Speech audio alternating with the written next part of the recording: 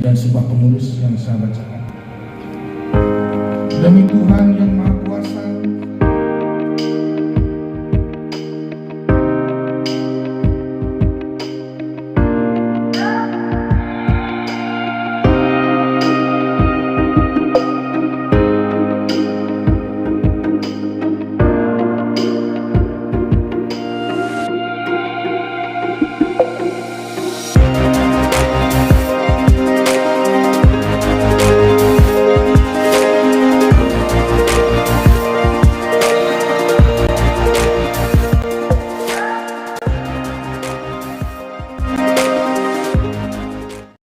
terselenggara dengan lancar. Jadi Bapak Gubernur, perwakilan dari hierarki tadi ada Pastor Vincent, Pastor Levi.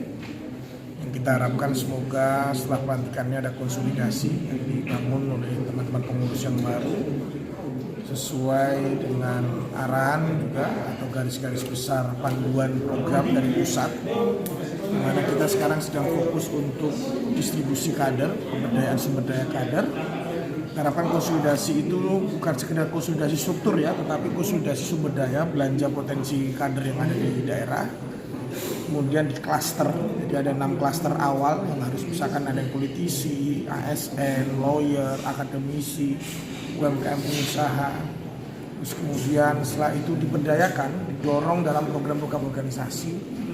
Terus kemudian nanti pada tanggal 26 sampai 29 Mei akan ada Rakernas. Kita harapkan teman-teman Komcap juga bisa hadir. Di sana akan ada workshop sehingga pulang teman-teman tinggal menjalankan Rakerda lalu diimplementasikan dalam program-program. Tapi yang kita akan terpenting adalah semangat kerja pelayanan dalam organisasi di kepengurusan baru ini harus dimunculkan di awal. Jadi rekan-rekan pengurus baru harus sering berkomunikasi dengan teman-teman di daerah supaya tahu, bisa belanja persoalan, bisa belanja sumber daya. Lalu juga kita harapkan program-program tidak sekedar program-program yang bicara tentang internal, tetapi juga kolaborasi dengan seluruh stakeholder terutama pemerintah.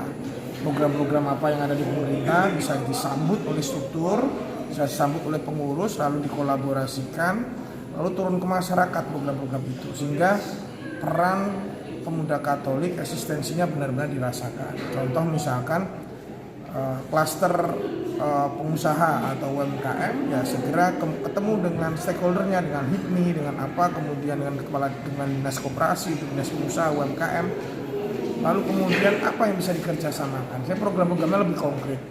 Kalau soal internal seperti perekrutan, seperti regenerasi dan sebagainya itu jalan karena memang itu sudah jadi tanggung jawab kewajiban internal. Tapi yang lebih penting adalah bagaimana menumbuh kembangkan potensi yang ada, sumber daya kader yang ada diagregasi sehingga lahir program-program baru yang berdampak. Tentu pengurus pusat menganimasi.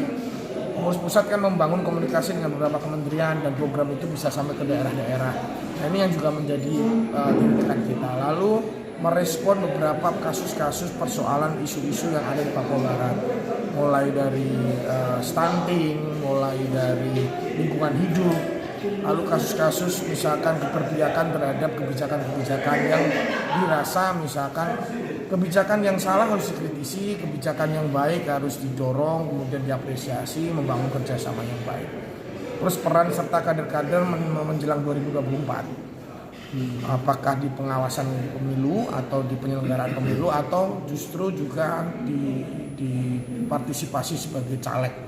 Maka perlu dipetakan potensi-potensi kadernya sehingga ukurannya adalah ini kan etalase politik ya, ini etalase politik Kristiani, etalase politik Katolik, etalase politik Kristen. Kader-kader terbaiknya harus dipersembahkan untuk bangsa dan gereja, tetapi dipersiapkan dengan baik sehingga tidak tabrakan, tidak tumpuk.